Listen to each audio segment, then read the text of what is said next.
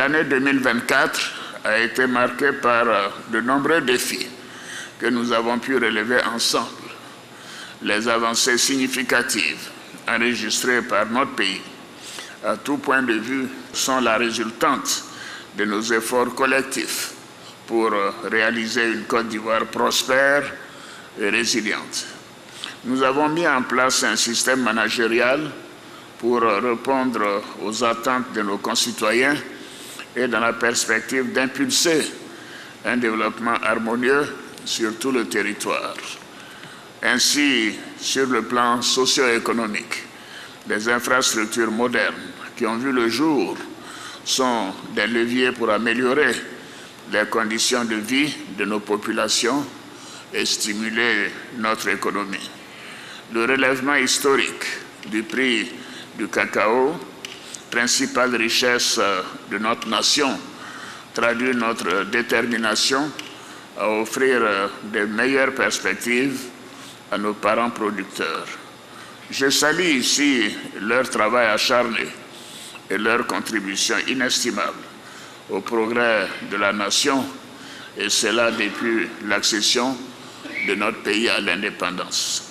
Sur le plan sportif, l'organisation réussie de la Coupe d'Afrique des Nations et la brillante victoire de nos éléphants ont porté haut les couleurs de la Côte d'Ivoire. C'est un exploit qui nous a unis dans un même élan de fierté nationale. Et je tiens à féliciter tous ceux et toutes celles qui y ont contribué. Sur le plan politique, je me réjouis que nos efforts et nos actions en faveur de la consolidation de la paix soient appréciés. La paix est notre bien le plus précieux et elle restera au centre de toutes nos actions. Ensemble, nous devons continuer à bâtir une nation où chaque citoyen se sent en sécurité. À cet égard, je voudrais saluer l'engagement des partis politiques et les inviter à œuvrer à la consolidation du climat de paix que nous constatons aujourd'hui dans notre pays. Je tiens également à saluer votre travail, mesdames et messieurs les préfets de région, présidents de région et maires. Les avancées enregistrées dans l'amélioration de vos conditions de vie et de travail témoignent de notre volonté de vous accompagner dans votre mission au service de la nation. Vous êtes les relais indispensables de l'action gouvernementale sur le terrain et votre engagement quotidien est essentiel pour répondre aux aspirations de nos concitoyens.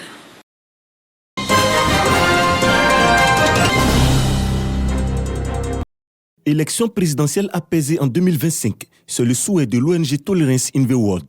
Au cours de cette conférence de presse, elle invite les acteurs politiques et la société civile à la cohésion sociale. Pour le lancement de ces activités, les guides religieux sont mis à contribution. Ces élections à venir d'octobre 2025 se passent vraiment dans la paix. Dans une élection, il y a toujours un vainqueur. L'initiative déjà de cette ONG, la tolérance, nous accompagne, consolide déjà ce que nous faisons. Lorsqu'on maintient la paix dans la famille, nous allons maintenir la paix dans un groupe.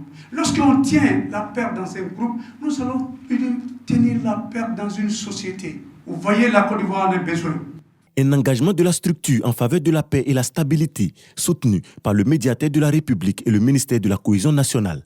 Dans le cadre de ces activités de sensibilisation sur le territoire national, le médiateur de la République, M. Adama Tongara, conscient de l'enjeu électoral de 2025, a prévu un plan d'action tout au long de l'année 2025 en vue des élections apaisées en octobre prochain. Cette sensibilisation aura lieu sur 10 mois, c'est-à-dire de janvier 2025 à octobre 2025, pour pouvoir permettre à ce que la culture de la tolérance puisse habiter l'esprit des Ivoiriens.